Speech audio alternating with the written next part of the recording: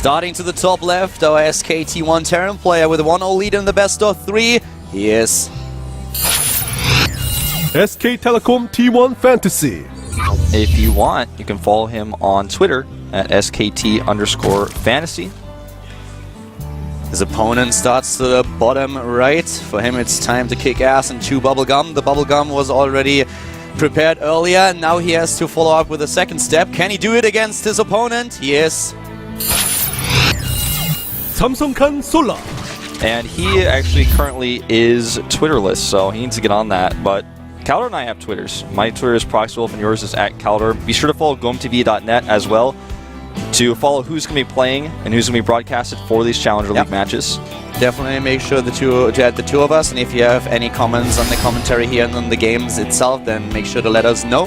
We're always reading through that. And let's find out now what Sola is going to do in game number 2. Fantasy is already up. Now we have a map that is a lot smaller. There are a lot of pushes that you can execute. Especially Zerg players have shown a tendency to go for timing pushes on this map on 2 or 3 bases. Yeah. This is a map where it's very difficult for the Zerg to play in the late game because the bases are so spread out and they're really close to each other by air. You can have a dropship that flies around the top right corner, for example, and start picking off all those bases on the top right or on the bottom left, whichever one the Terran chooses. So once your Mutalisks die, if you lose those, it's very, very difficult to defend against drops, especially with all the ramps. It's hard for Ultras to run up there if you go for that Ultra strategy in the late game. Yeah.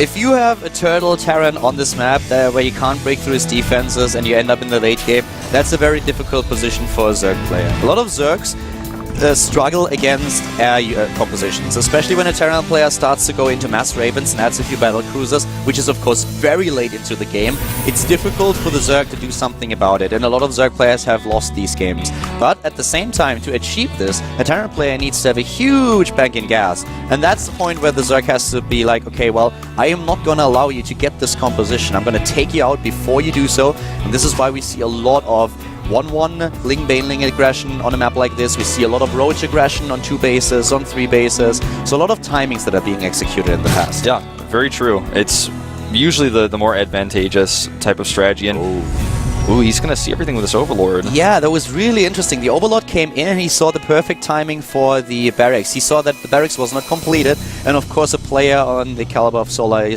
looks at the timing and he's like, well, you started off with the CC first here. There's no other way.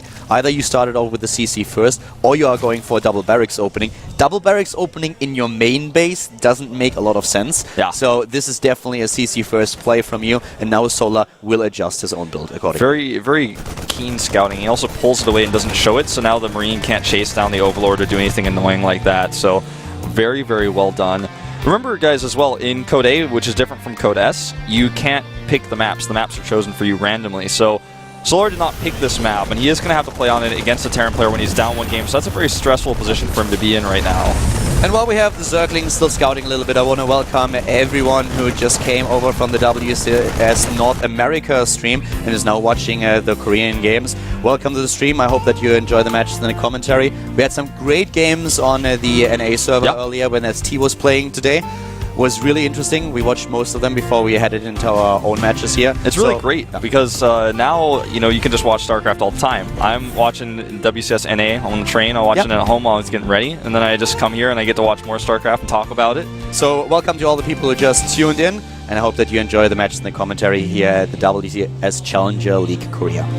This SCV is being very annoying just by simply the fact that he's there, and it looks like he will get to see that command center, or rather the hatchery. If you saw a command center, you'd freak out. Oh, he didn't see it. Yeah, he missed it. Just barely not able to see it. That's annoying for Fantasy. Fantasy, of course, expects there is in a 3rd base. But I talked about the 2-base timings that the Zerg player has at his disposal, and that's something that Sola could do. So Fantasy, he needs to confirm. He needs at some point to find out, is there a 3rd base, or are you trying to play 2-base? Yeah, very, very important. And he had his SCV around there for a really long time, but he just didn't send it in early enough, so that's just so unfortunate for Fantasy. But he is sending a Hellion out, a lone Hellion, which probably has the only intent to clear up where the Watchtowers used to be on this map and to check for that 3rd base. Fantasy is playing a style that is very common with the Terran players. He's going into a very early 3rd command center here, and the only units that he's relying on so far are Hellions and Marines. And this is why so many Zergs decide to go for example for Roach aggression, because if you're up against a Zerg player that goes for Roach timing, you need Marauders. Either Marauders or you need an early Siege tank. But actually, a lot of Terran players start to include one single Siege tank into their build because they want to be safe against these timings, which is incredible. I love it. It's just like, it shows how much innovation there still is in Starcraft, in Heart of the Swarm, and how players try to adapt to what's going on. There's a lot of flexibility, and with now Blizzard has changed the tank so it doesn't require a siege mode research. All you have to do is make that one tank. You can already siege up right out of the box. So players thinking out of the box, in fact, making that strategy. I really like it. Just the safety it gives you, and also it's going to be useful later as well. But Widow Mines, much easier, cheaper to produce. They can make them with a reactor. That's why the siege tank has kind of disappeared as a late game unit in this matchup. You very rarely see players make it in their compositions. We see it from time to time. We now have the 3 bases. We have the Hive Tech being, sorry, not of course Lair Tech being started. We have 1-1 already on its way. So in this particular scenario, Sola is trying to catch up a little bit faster with Fantasy's upgrade policy. He's actually ahead in the upgrades. And with him now getting Roach Warren and Baneling Nest, this is going to be a very interesting build. He saw already that there is a lot of mech units on the map, with now the Widow Mines being sent over and the Hellions. So he's going for a bit of a catch-all counter build. Yeah, this is a really strong push-out he's doing right now, just trying to force these queens back. He's even bringing Widow Mine, so if a queen gets hit with the Widow Mine, he can actually fight them. You know, I'm really interested to see what exactly we're going to see with the Roach Warren, because we had a few Zerg players that were trying to go for Roach timings against Terran, but going for, at the same time, for the upgrades for melee units, so that they switched over later on. And this is going to be an interesting move here by Sola. He could use it just in case against, let's say, the Hellions, to have a few out there, but this could also be a very, very aggressive move by him if he now goes into a massive amount of roaches, but he actually switches into drones. He starts speed, though, which is an indicator that he wants to do some sort of attack.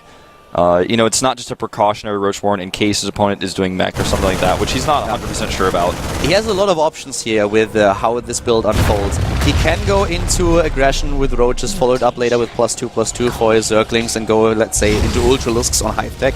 He could go also into the 1-1 aggression with Banelings once the speed is done, but I have to say that the build didn't really work out perfectly. Usually you try to have 1-1 at the same time, finishing up at the same time that your speed finishes. Yeah.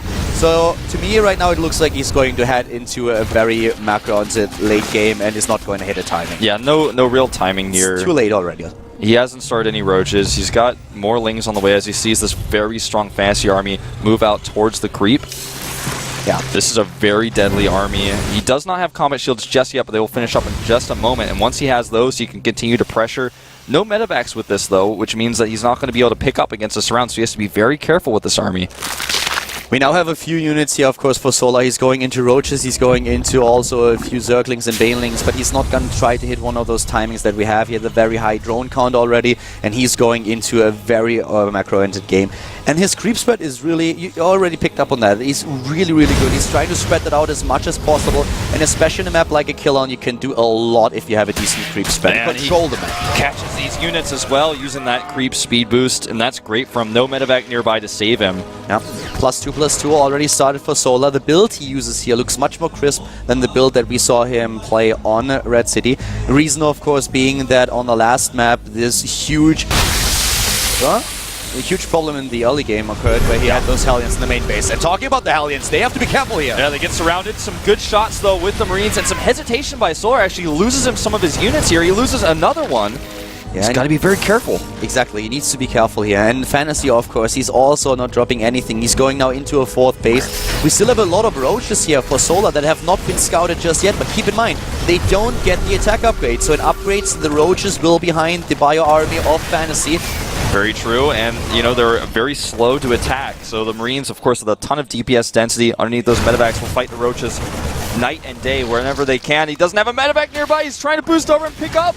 Yeah, and he gets most of them out of there. A few of them go down, but now he sees the roaches. He knows what's going on. He needs to switch his composition a little bit. Here comes the army for Sola. He's trying to move in. He has a massive army. The upgrades for Fantasy are most likely not going to finish before this attack hits. Yeah, this is a massive attack. We're talking 41 Banelings morphing right now. It's so many. This is like a Roach Baneling aggression. Like, it's like double what we usually see. Usually it's a 2-base timing, but this is a 4-base timing. The Roach is going to tank the Widow Mine shots before the Banelings go in. A few Banelings, though, do get picked off. Look at those Banelings Here they making their way in, and the wall is gone. Bam, in your face. All those units rolling into the bio units of Fantasy. The splitting may help him, but it's not going to save him against the roaches. There's way too many of them, and they're running up the ramp now. The depots are down. He's getting in. He's going for basically a double roach bailing timing that we had in Wings of Liberty. So many bailings and roaches, and Fantasy, he just doesn't have anything against this. Fantasy is falling over like a piece of cardboard right now. Wow. And he's losing everything. He's losing all of his production. GG. That was brutal. That was like, you know, there was once a concept of a hamburger, then, you know, there was a cheeseburger, and then later somebody said, what if we put two patties together and make a double cheeseburger? This is basically what he's done with this timing with the banelings and the roaches. He's just like, well, it's pretty good with 1-1, so maybe if I go 2-2 with it and wait a little bit longer and have twice as many units, it'll be even better. That was really interesting to see. He had 4 bases, he had another macro hatch at his 3rd base, and he just kept producing units. I've seen a lot of those roach timings, but this one was, at least to me, very new. He saw blood in the water, I feel, you know? He was like, I have an opportunity here. I've killed so many of your Marines for free in the middle of the map. I mean, we're talking like 12 to 15 he killed, and that makes a big difference. Fantasy's biggest problem here was that he didn't have any Marauders in his composition. He was relying on Marines, Medivacs, and Widow Mines. And if you are up against this many Banelings and Marauders, you need... I mean, Siege Tanks would be perfect. That's what you really want to have. But at least you need a few Marauders in your composition so that you can deal with them. Yeah, very true. And losing some of your units without your Medivacs does not help at all to the cause. You want to have as many units you can to split. Solar is still looking a little bit stressed out, despite the fact that he's now put this into a Game 3. We're playing on Daybreak, a map that probably not going to be around too much longer. It was removed from the ladder, but a very classic map. You know, usually when you see those timings, it's a player taking a run-up and trying to kick the other guy in the nuts. Yeah. And this was like the biggest run-up that I've ever seen. I mean, he ran for like 14 minutes and he kicked Fantasy so hard, Fantasy ended up in another dimension, I feel. Yeah. Now we have a 1-1 scenario. They're tied up. We are jumping into game number 3. It will decide who advances to the next round of the WCS Challenger League in Korea. Is it going to be Fantasy? Is it going to be Sola? We're going to find out right now.